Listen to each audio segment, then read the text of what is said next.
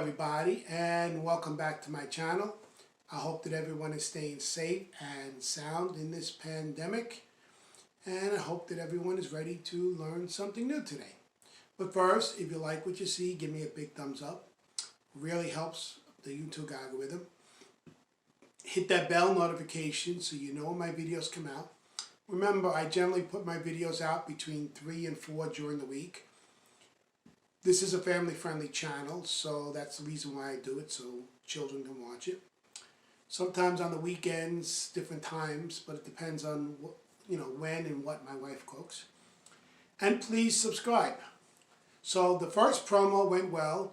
I hit 100 subscribers, and one random person, Clarissa, congratulations, got the $10. So I thought, let me do another promo to see how it goes. So the next promo is $25 when I reach 250 subscribers. Okay.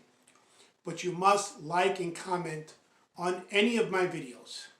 Any of my videos for the year 2021. Okay.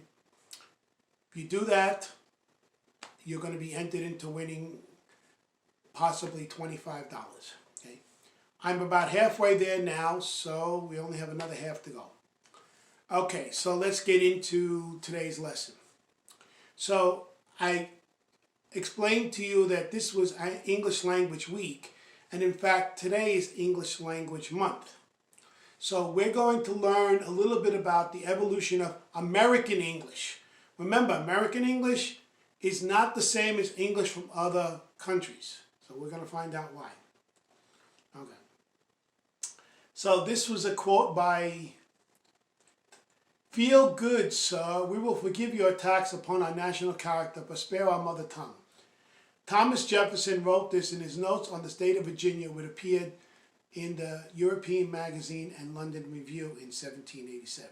Now, I checked above where it says where you can listen to it. I think they just read the whole thing, and I kind of feel that's too impersonal for me to let the computer read it. I would rather read it myself. Almost from the time that the first Englishmen set foot upon American soil, our language began to evolve, a continuous process throughout the centuries. Americanisms have been created or changed from other English terms to produce a language that differs from our forefathers, signifying our uniqueness and independence. So American English is very unique from any other English.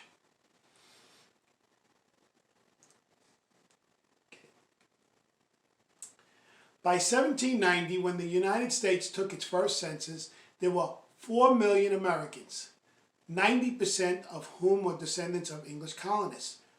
This, of course, left no question that our official native language would be English, but it would not be the same as that spoken in Great Britain. By 1720, the English colonists began to notice that their language was quite different from that spoken in the motherland. How did that come to be? That's what we're going to learn. The reasons are numerous, the most obvious being the sheer distance from England. Over the years, many words were borrowed from Native Americans, as well as other immigrants from France, Germany, Spain, and other countries. I believe that we got some words, which I know, from Dutch. Okay. Other words that became obsolete across the pond continue to be utilized in the colonies. In other cases, words simply had to be created in order to explain the unfamiliar landscape, weather, animals, plants, and living conditions that these early pioneers encountered. The first official reference to the American dialect was made in 1756 by Samuel Johnson, a year after he published the Dictionary of the English Language. Johnson's coinage of the term American dialect was not meant to simply explain the differences, but rather was intended as an insult. Years earlier, however, as early as 1735, the English were calling our language barbarous and referred to our Americanisms as barbarisms. The English sneering at our language continued for more than a century after the Revolutionary War, as they laughed and condemned as unnecessary hundreds of American terms and phrases. However, to our newly independent Americans, they were proud of their new American language, wearing it as yet another badge of independence in 1789. Noah Webster wrote in his dissertation on the English language, "The reasons for American English being different than English are simple. As an independent nation, our honor requires us to have a system of our own in language as well as government. Our leaders, including Thomas Jefferson and Benjamin Rush, agreed it was not only good politics, it was sensible." Early examples of words that had become obsolete in England that continued to be used in the United States were allow, guess, reckon, which means to think, bureau, meaning a chest of drawers, fall, which means autumn, gotten, where got was being used as the past participle get, and wilt. Okay. Other words that were simply created included such terms as groundhog, which is an animal that didn't exist in England, lightning rod for whiskey, belittle, coined by Thomas Jefferson in 1787, bamboozle, meaning to swindle, and hundreds of others. Of other terms, the meaning was changed, such as bluff. Instead of using the British river bank, bluff began to be used in the South in the late 17th century and was the first word that was officially attacked as being a barbarous American term. Fork. Though it continued to be used as a term for an eating utensil, Americans began to also use the term to mean a branch of a road or a river. And help. Americans began to refer to servants as help beginning around 1630. The English thought we were particularly barbaric as the pronunciation of words changed. Bar instead of bear, node instead of new, lay instead of lie, and missionary instead of missionary. But most atrocious to the English was the heavily use of contractions such as ain't, can't, don't, and couldn't. However, the feelings of the rest of the world mattered little to Americans as the language changed even more during the Western movement as numerous Native Americans and Spanish words became an everyday part of our language. The evolution of the American language continued into the 20th century as well as the American pride. After World War I, when Americans were in a patriotic and anti-foreign mood, the state of Illinois went so far as to pass an act making the official language of the state American language.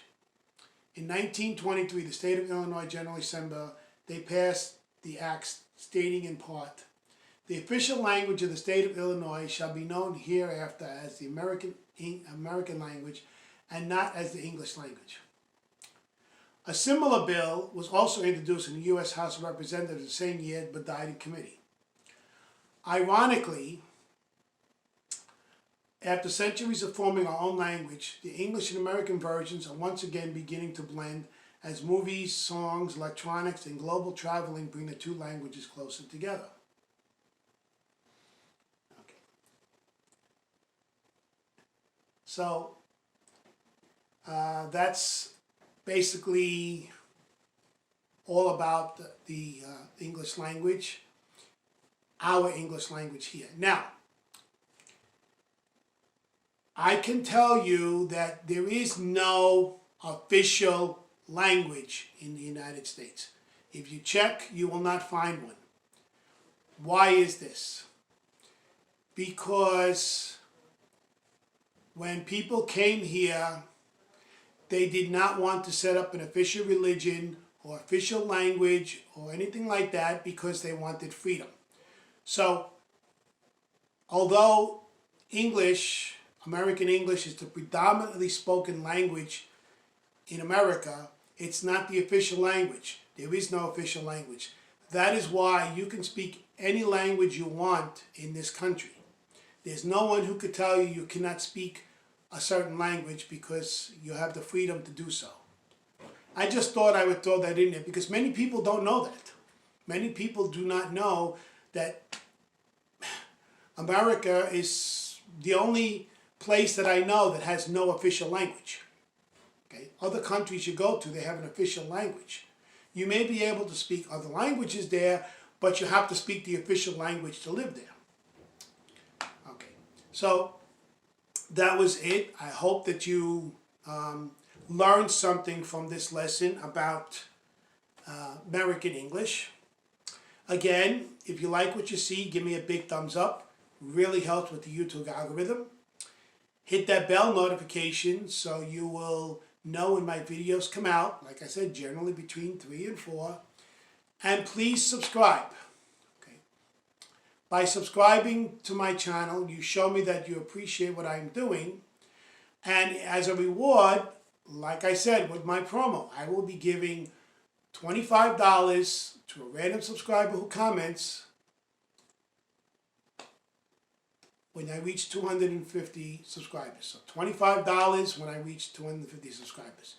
It may not be much, but it's $25 for just clicking subscribe and comment. It takes 2 seconds. Okay. I'm not sure if I'm going to do a video tomorrow. I may do something special because tomorrow we're having a birthday party for my mom. She's 91. So we're going to have a special birthday party. I may do something, I may not, I'm not sure, but I will see you soon. Take care, stay safe, go out and get your vaccine. The quicker that everyone gets their vaccines, the quicker we can go back to normal, hopefully. I thank you, and I will see you soon.